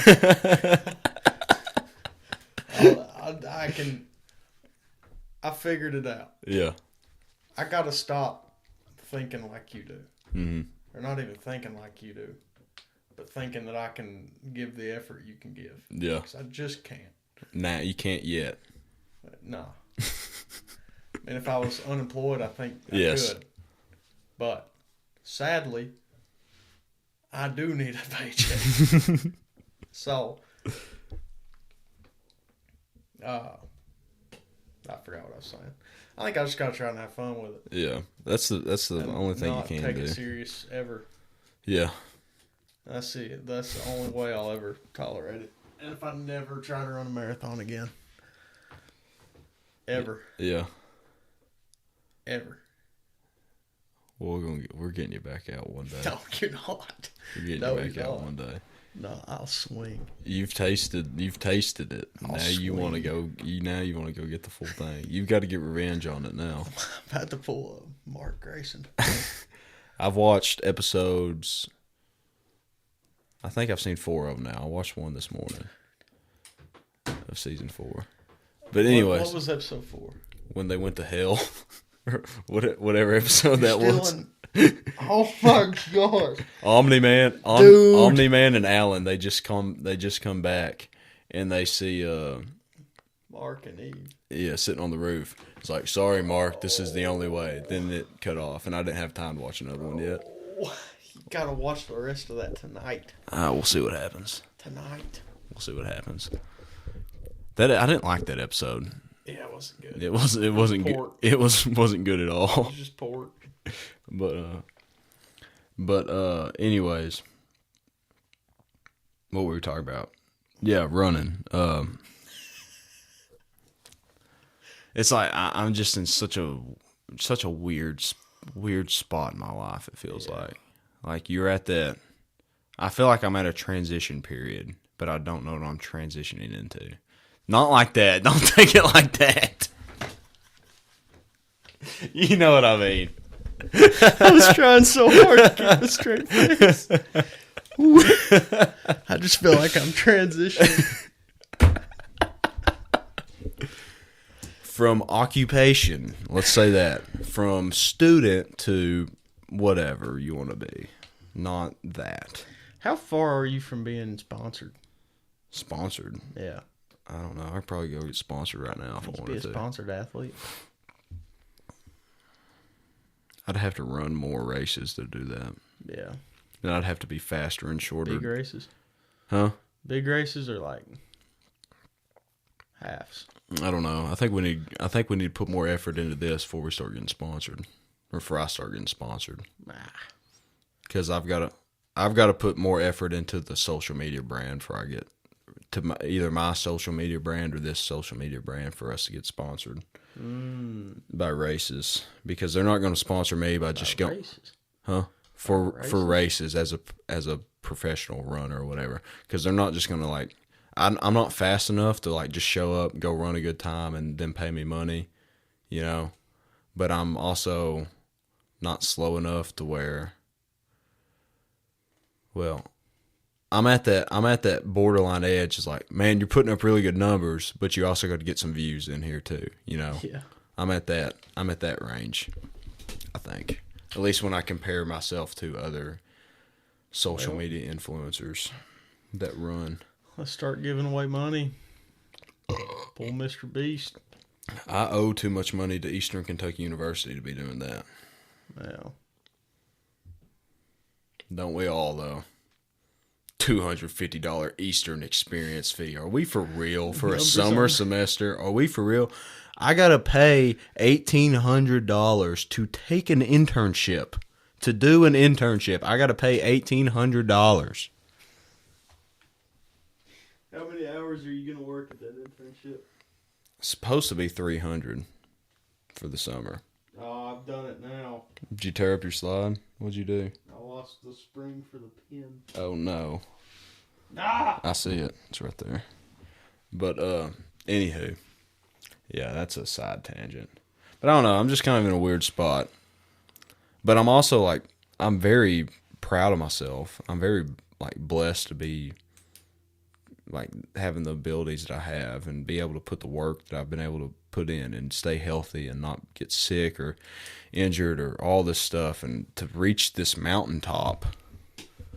But, like, you've done it now, and I'm at a feeling of what's next. You know, like, you've done, it's hard for me to just, like, sit back and just enjoy it. You know, I guess that's what I'm struggling with. But I don't know if anyone else feels that way about, like, things that they've accomplished or, like, cool things that you've done. Drop a comment about it, or text me about it, or give me some info about it. Help me out here, because I don't know what to do. But because, like, I get, you know, all the old women at church are like, man, let's go, that's awesome, and that's it. It's such a niche thing that nobody really knows, and no one understands it either. Yeah, it's so new, and I don't like. It was so hard, man. It was so hard to do it at that level.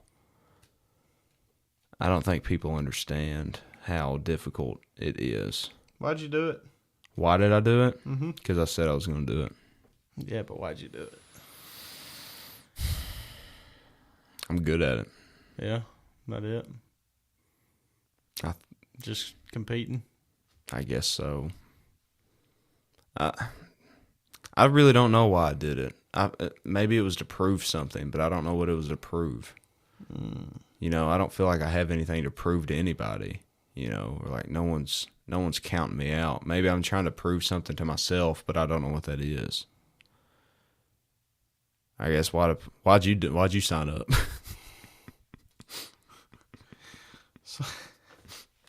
Somebody was holding a sign that said, "Remember your reason why." Mm-hmm. And I pointed at her sign and I yelled, "I have terrible friends." I think my favorite sign from the race. I'll circle back to this question that you asked because it's an important question. But my favorite sign from the race, it was coming up that big hill, mile 6.5, mile 7, that range. And this woman had a sign that said, "Smile if you're not wearing underwear." And so I looked at her, I dropped her a thumbs down, and I threw my lip out. And I'm like, she started dying laughing. I thought that was funny. But, yeah, why did I do it? I guess why anybody does anything hard, because I feel like I've been blessed with a talent. I've been blessed with an ability to do something not a lot of people are capable. No, not capable. Willing to do. That not a lot of people are willing to do. I think everyone's capable to do what I just went and did. You know, with the amount of time and effort and work put into it, I think everyone's capable of it. Because if you look at pictures from me, 2021, 2022, and someone said that guy's going to qualify for the Boston Marathon, they're going to look at you and they're going to call you an idiot. Like, there's no way. I mean, if you look at a picture of me from high school, say that guy's qualifying for the Boston Marathon, it's not happening. There's no, but I've been put in a situation, blessed in a situation where I've been able to put the time in, put the effort in, have the willingness to go and do something maybe bigger than myself. I like to think it's bigger than myself. Try to inspire other people. I've had people text me this week and say, "Hey man, keep it up. You know, like, you inspire me." I've had people text me that this week. And so I guess that's why, you know, I try to do it for reasons other than myself. But it's also so easy for me to be selfish in it, if that makes any sense. Yeah. Because it's me putting in the work. No one else is doing it either with me or for me, or like, this is something truly funded and truly brought from my own time and energy and effort and money and everything that I've put into it. It's fully self-funded. It's fully self-fueled. Yes, there are people that support me, but, like, they're not out there with me, you know? Yeah. And that's why I really appreciate you and Raina coming and doing that, and Dad, you know, showing out for me, and you going and participating. Like, that's awesome. I love to see that. Well, I'm glad. And because I ask people to, like, come and run with me. They come and run at the run club, but like, yeah, we'll have to come out. I can't keep up with you, or like stuff like that. And it's just, and stuff like that. It just feels like people can come together, you know, with the run club, and people can come together and just kind of share a community together. And I think that's why I do it. I think that's why I do it to, I don't know, why do I run? Because at first it's like, well, it's to lose weight. Well, I haven't lost any weight in 2 years now almost, you know, which is crazy to think. And then it was like, well, to run a marathon. I did that. Then it was to go sub 3. Did that. Then it was to go to Boston. I'm like, shoot, I already qualified for that while going sub 3. He's like, I really don't know what my why is other than saying that I'm going to do something and I'm going to do it. I think that's what my why was. And I also feel like it's a way that I can glorify God, and hopefully people can see a little bit of Jesus through me in these races and in these events, you know. I don't know, and just kind of the way I live my life. I hope it works out. I'm just in a weird spot.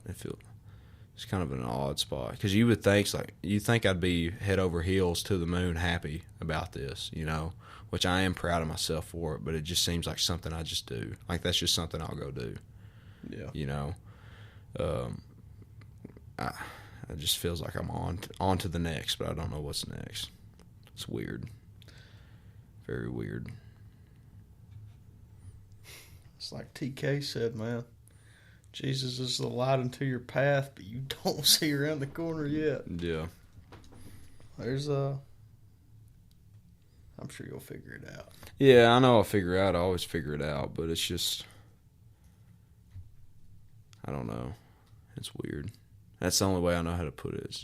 It's a weird feeling. Yeah. But we'll see what's going on in the next couple weeks, and we'll get after it from there. But I can't believe how long ago high school is. Yeah.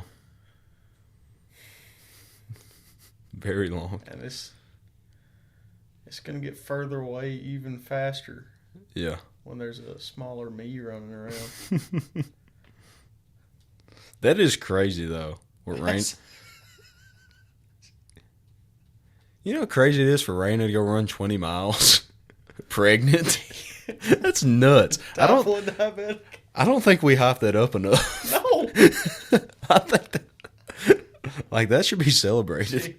She was talking to the pharmacist. Uh-huh. And a lot of people still, like, you talk about a marathon, and they think of like a 5K. Yeah. You know, like, oh, you went and did a turkey trot. You know, it's like. But she was at work after the marathon. She was talking about it, and she told the pharmacist she went and ran a marathon, or most of it. Yeah. And he was like, "Oh, that's cool." And a few minutes later, he asked how far a marathon was. Mm-hmm. And she told him it was 26.2 miles. And he was like freaking out. He was like, "So how much did you actually run?" She said, 21 and a half. And then he was like, "You only had 5 miles left." And we went from one end of not understanding mm-hmm. to the other end of not understanding, and all the way back to where we started. People don't realize at the pace that you guys were running, 5 miles is what? An hour? Yeah. Like, that's a long time. It's a very long time. It's a long time. Yeah, it's doing anything for an hour is tough. Running for an hour sucks. Running for 6 hours sucks so bad. Oh, so stupid. And the worst part is it realistically it took me 4.5 hours to run the distance I ran. There was an hour spent on the toilet. An hour. That breakfast bowl and the steak were just running through me, dude. Dude, afterwards, I blew up a porta potty, man. It was bad news. It was bad news. I sat on that porta potty for probably like close to 10 minutes. The first porta potty I stopped at, I was waiting in line, and I was like, my leg was shaking because like I had to go. Yeah. Bad, but I was like, there's a long line. Mm-hmm. There's like 12 people in front of me. I was like, I'm not running anywhere near fast enough to justify, crapping myself here. It's like that would just be embarrassing. It wouldn't even be like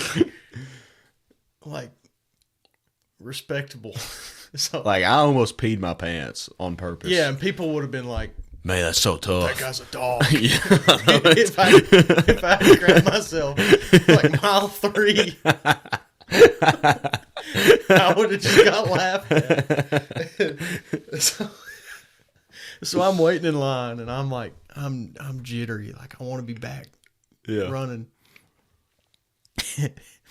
And somebody comes out of the porta potty gagging. And I was like, oh, no.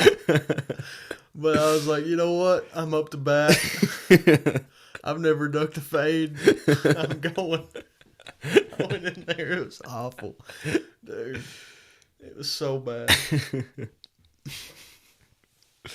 Oh, that's funny. Gagging. They came out of the porta potty gagging. And they were in there for a minute. So they were probably gagging at themselves. Yeah. Or it was just that bad the whole time. I don't know. It was bad when I got there. It was worse when I left. Dude, I went to this one porta potty after the race because I told you I had to pee like 10 times minimum, you know. Dude, I walked in that porta potty. It was full. I've never seen a porta potty full. Dude, it's terrifying. I've never seen it full, bro. It was like, I don't know how to explain it. Like, the whole thing was filled. Yeah. There was nowhere for anything to go. It was awful. Pee in the urinal, it just overflows. It was awful. Could you imagine being the guy that vacuums those? He opens the door. It's crested above the seat. Somebody got up on the sides of the thing, held on to the walls. And some dude getting paid way too little had to drive a shop vac bolted onto the back of a cab over truck. Now he's got a vacuum every single porta potty in Cincinnati that weekend. Every single one. There was probably at least 500. There were a lot. They what was that one road near the it was on our way back to the parking garage. Right next to the Bengal Stadium. There was a line of like 50 of them. I've never seen anything like it. I've never seen anything like it. It had to be at least 10 tractor trailers. I know it is. It's like the streets of Pompeii. Just crap everywhere. Dude. Oh my gosh. I didn't even think about it. That's gotta be a terrible job. Cleaning out porta potties after a major city marathon. Oh no. You ever seen those trucks, dude? Oh, it's depressing. It's literally like if you scale up a shop vac, like a big one, like 15 times. Yeah. And then you make a trailer for it and you haul it with a giant diesel truck. Yeah. That's what it is. There's a big old hose. Like you probably put your head in. You just drop it down the can. And then they spray whatever soap solution they use all over the inside. Yeah. And they take the same brush. And the first thing they do is they hit the can. And then they scrub down the walls, the door, the handle, the seat. Everything. Seems like something I'd seen on Facebook Reels. I've laughed so hard it made my head hurt. Oh, man. But we've been going for a while, hadn't we? Hour 47. Yeah. But all right. Most favorite part of the race and your least favorite part of the race. The least favorite part? Probably just the hills going up to that park. Yeah. It's the least favorite. My favorite. It's got to be shotgunning the homeless guy's beer. It's got to be. I wish that was on. I wish there was a picture of that or a video of that. There's got to be somewhere. Oh, pull up a security camera. Somewhere. I'm going to Cincinnati tomorrow for the Reds game. I'll ask around. Ask around. Hey, were you at the marathon last weekend? Yeah, my buddy shotgunned some homeless guy's beer. Got a video of a fat kid shotgunning a beer he got from a homeless guy, all in a shopping cart with his bicycle. That guy will turn away and walk the opposite direction. No, you just walk away. My least favorite part of the race.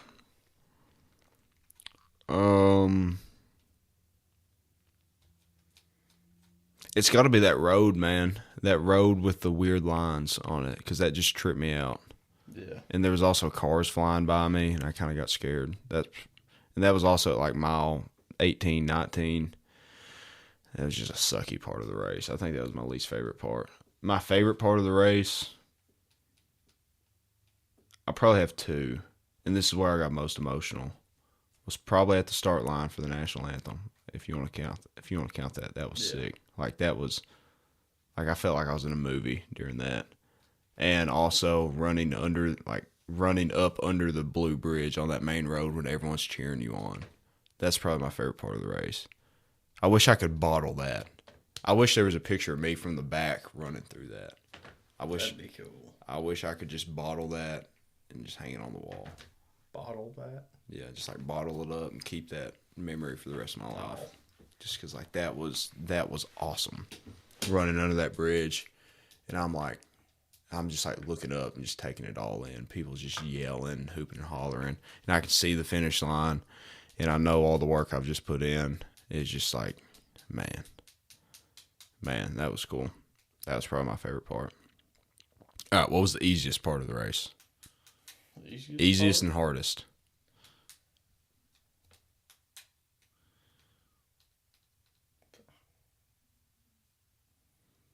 The easiest part was taking free stuff. I mean, Yeah. The hardest part was running. Yeah. I'd say the hardest part for me was definitely the mile 24 to 25, probably. Yeah. Was the hardest part. Just because you're knowing that you're so close, but you still got so far to go. Easiest part. I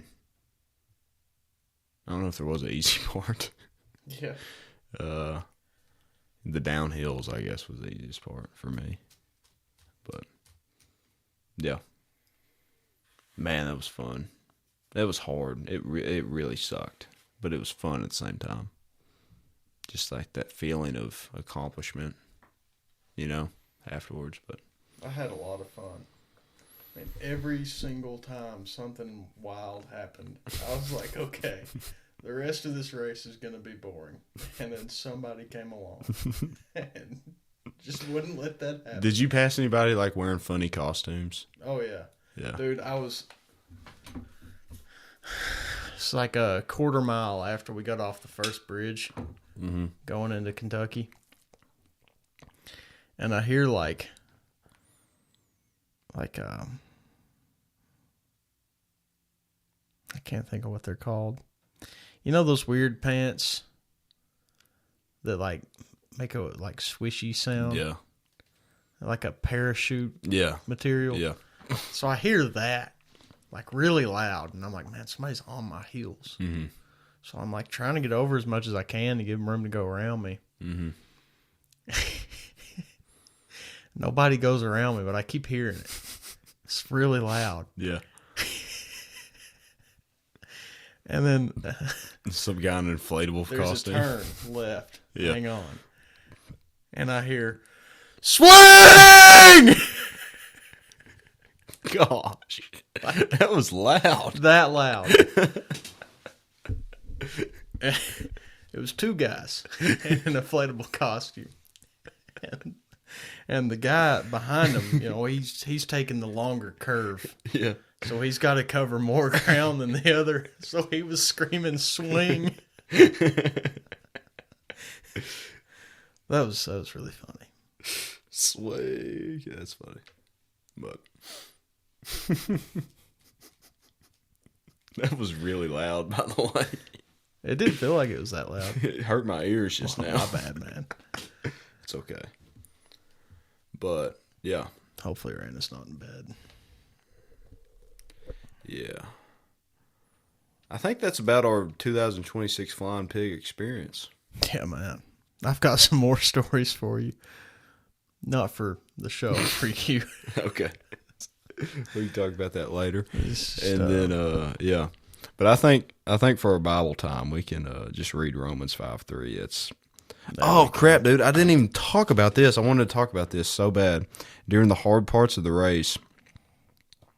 I told myself, sorry, I'm keeping going here, but I never got down on myself once, more than like 10 seconds. Because like a lot of times when I'm running, I get down on myself real bad, and then it's hard for me to just like keep going. But I never got in a bad, like I said, I stayed neutral the whole time. Never got too high, never got too low. But there were parts of my runs, like, man, I'm starting to hurt. You know, my legs are starting to hurt. And I just kept quoting Rocky like the whole time, not even meaning to. I'm just no pain, no pain, no pain. When is it? When he's fighting? Is he fighting Drago? And his trainer's in the corner with him. He's like, no pain, and Rocky be like, no pain, no pain. I just kept telling myself, no pain, no pain. You texted me that. Did I? Yeah. Did I really? Yeah. While I was still running. Yeah. You texted me, no pain. Yeah. I was like, okay. That's what I kept. Screw you. I'm hurting really bad right now. That's what I kept telling myself. That's what I meant by that. It was like, no pain. Yeah. You know? And I'm like, just keep staying on it. You know, keep going. Left foot in front of the right, right foot in front of the left, and eventually you're going to get there. I know I can do it because I've done it before. And that's just kind of the mindset I had in it. There was no doubt in my mind that I wasn't going to finish that race. There was no doubt in my mind that I wasn't going to run sub 3. I had no doubts in my ability and my willingness and my preparation. There was no doubts. I was 100% locked in that moment, and in the moment, nothing could have stopped me from doing that. And I think that was very cool. I think that's getting into that mental headspace and locking in on that one singular goal of going and doing that was wonderful, I thought.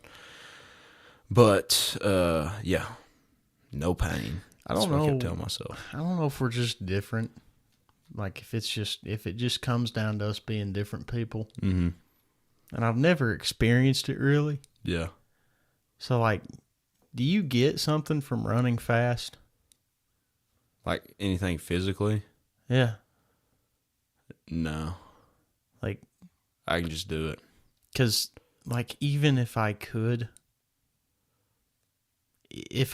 run 9.2 miles per hour, yeah, I don't think there's any part of me that would ever, for any reason, want to do that for 3 hours.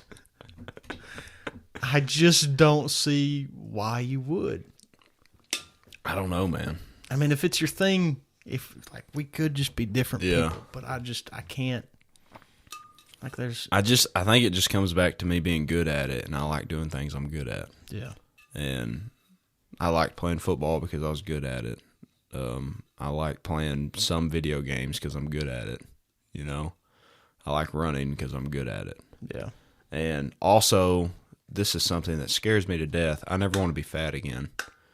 That's something that terrifies me. Yeah. I never want that to happen because I've seen people I've seen people in nursing homes and just be reliant on stuff. I never want to be reliant on anything. I want to be like my great grandpa out working until he dies. You know, just like being out in his yard playing catch with his 7-year-old great grandson. Yeah. You know, like I want to do that. I don't want to be inside trapped, you know, not being able to do things. I want to be healthy. That's pretty reasonable. And I think that's the main reason why I still run and try to stay in the best possible shape, because I know if I build these habits now, I'll do them for the rest of my life. And one day down the line, I won't be that person trapped in a nursing home, reliant on someone else to take care of me. I've been relying on people too long, I think. I don't know. That's just me. But some people are like that. Some people are fine with that. But I don't know. I don't want to be relying on anything. And that's like other reasons I don't get into like, you know, the energy drinks or the nicotine pouches or the drinking or all that stuff. It's like, I don't want to become reliant on something. Yeah. I just want to I want to wake up and go. You know, I want to wake up. I don't want to have to like pump myself up before I go do something or like have something to get my fix on before I go do something. I just want to go do it, you know, or to function. I just want to be able to function. The only thing I'll be relying on is Christ. So I think that's another reason. Also that I'm good at it. I'm good at running. But yeah, that's just me though. Other people are not like that, and that's okay. I mean, if that's what works for you, that's what works for you. But yeah. Yeah, man. Yeah, man. For our Bible time, I guess we can talk about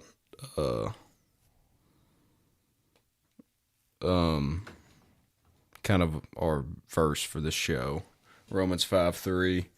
Had it on the back of the shirt. I didn't have anyone talk to me about the shirt this go around, but I didn't talk to many people after the race. I was kind of in a mode of death and despair. But Romans 5:3 says, "Not only so, but we also glory in our sufferings because we know that suffering produces perseverance."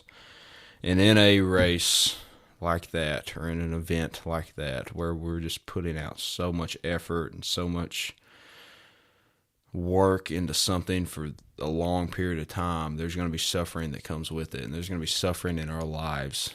And if we can handle the controlled suffering, and I think that's something that I also like about running, is that it's something I can control. I can control the effort I put out, and I can kind of control the amount of pain I'll be in, you know? And so when things get out of my control, that's when I tend to be upset and not as happy, when things aren't in my control. And I know that's not a good way to look at things, because there's a lot of things that are out of my control, but that I need to learn to accept. But it's a hard battle that I'm working on, handling things that are out of my control. But in running, it's a controlled suffering, is how I like to look at it. In endurance sports, it's controlled suffering. And if I can endure that suffering, that'll give me perseverance, produce perseverance, so that I'll be able to persevere through the uncontrolled suffering. And that's the way I look at it. It builds calluses. It gives me the perseverance to work through the hardships of my life. Because like running, when I go and run, that's the hardest thing I'll do in the day, 80% of the time. You know, unless I'm just going to go run 2 easy miles, you know, but then there could be other things that's hard in the day. But like, that'll be the hardest thing I do today. And if I can control the hardest thing that I'll do in that day, I know everything else will be fine. I know everything else will be smooth sailing. And that's my mindset on it. That's kind of how it's been since the beginning. It's a controlled suffering. If I'm going to suffer, it's going to be something I put on myself. That's the way I want to look at things. You know, if I have to suffer, I want to be able to control it. And I know that the suffering that I put myself through is for the embetterment and the growth of future me. And every time I go run, it's for the growth and embetterment of future Gabe. And so that's kind of how I look at it. Suffering produces perseverance. And if I can persevere through that, I can persevere through anything.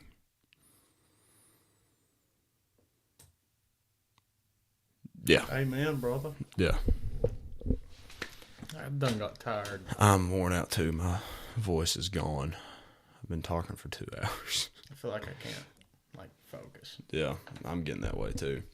But what was my final place in this race? The app says one thing, and the website says something else. But we're looking at the general rankings on the Flying Pig app, and we're going to go off by it, and that's what's going to be my official time. The timing says the same thing for everything, but it says different stuff. And so in the general rankings, it has me finishing 62nd overall,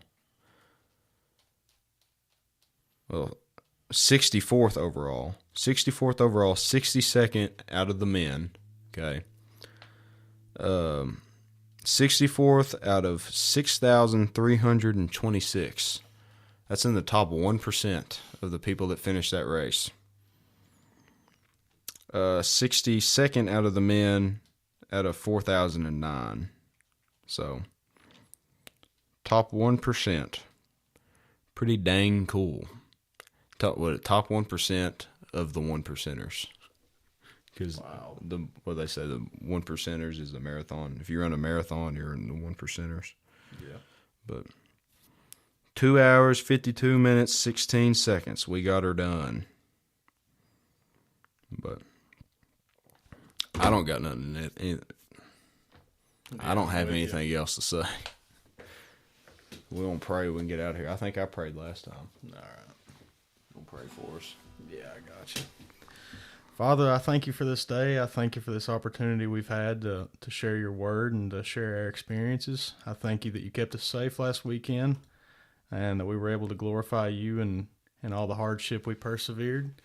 Father, I pray that you will forgive us of our trespasses. In Christ's name we pray. Amen. Amen. Tell him, man. If I don't got anything else, I'm wore out. Episode 65. That's a good number. That's a wrap. That is a good number. We got another good number coming up, though. Yeah. What's that? 8. 8. 73, brother. Oh. Come on now. I thought you were going to say 6, 7. No. Yeah, 73. That is. And 84 after that one. Yeah. We already had passed Noah. Yeah, we already had 5. That was a while back. But Yeah. it is what it is. Be